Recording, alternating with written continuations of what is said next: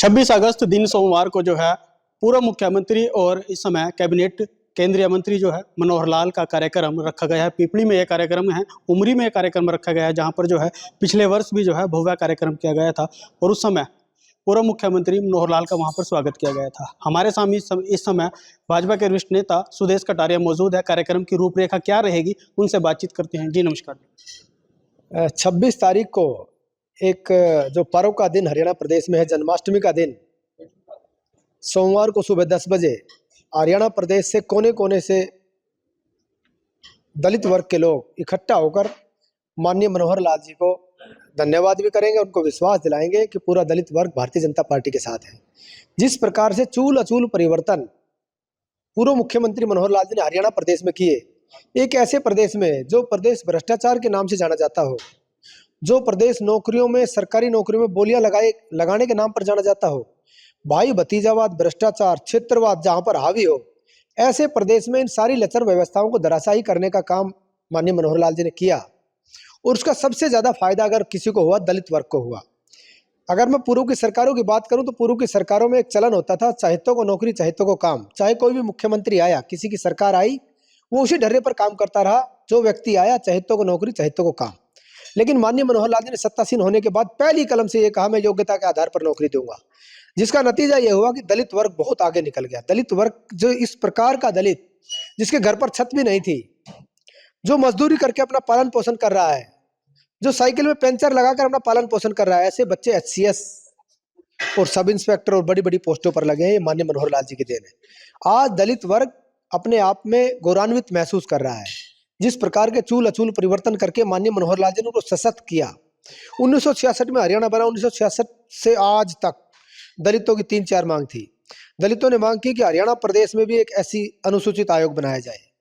दलितों की मांग थी कि हरियाणा प्रदेश में भी एक सफाई कर्मचारी आयोग बनाया जाए। दलितों की मांग थी कि हरियाणा प्रदेश में प्रमोशन में रिजर्वेशन किया जाए। लेकिन किसी व्यक्ति और किसी मुख्यमंत्री ने उसकी तरफ देखा तक नहीं। हरियाणा प्रदेश में एक ऐसा संत मुख्यमंत्री आया 10 साल पहले, माननीय मनोहर लाल जी के रूप में, जिन्होंने पहली कलम से अनुसूचित आयोग, पहली कलम से सफाई कर्मचारी आयोग, पहली कलम से प्रमोशन में रिजर्वेशन, जिसका नतीजा ये हुआ कि आज दलित समाज अपने आप को मजबूत महसूस कर रहा है। प्रमोशन में रिजर्वेशन तो उन्होंने वो मील का पत्थर साबित हुआ। हमारे समाज का बच्चा अगर क्लर्क भर्ती होता था तो क्लर्क से रिटायरमेंट हो जाता था, आज क्लर्क भर्ती होकर HCS तक जा सकता है।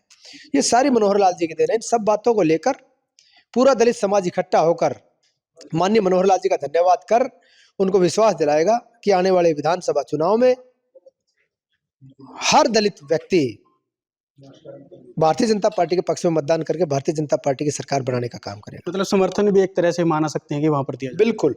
उसमें 10 साल जो कांग्रेस के काले चिट्ठे है, जो 10 साल के कार्यकाल में दलितों पर अत्याचार और अन्याय हुए, भूपेंद्र सिंह हुड्डा के कार्यकाल में हर 18वें मिनट पर एक दलित उत्पीड़न की शिकायत आती थी।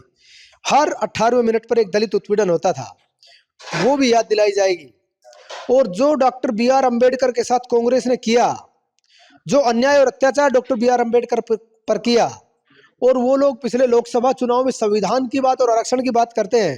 ये भी आरक्षण की बात है, तो आरक्षण में क्रीमी लेयर पर बड़ा विरोध हुआ। पिछले बार जो है प्रदर्शन, भारत बंद का भी आह्वान किया गया था, तो उसको क्या मत देखते हो, कैसे देखते हो? ये केंद्रीय स्तर की बात है, जिस पर माननीय प्रधानमंत्री बोल रही हो, मेरे जैसे छोटा नेता बोलने का मुझे लगता है कोई औचित्य नहीं है।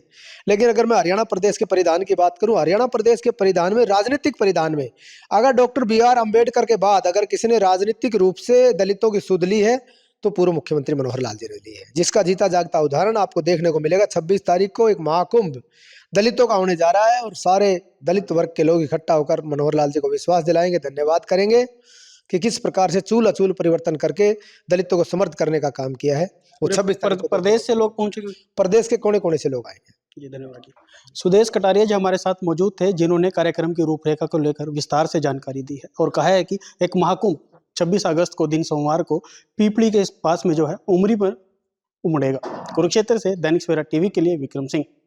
देश दुनिया की हर खबर सबसे पहले देखने के लिए फॉलो करें Dainik Savera TV, YouTube, Facebook, Instagram, X और व्हाट्सएप चैनल पर।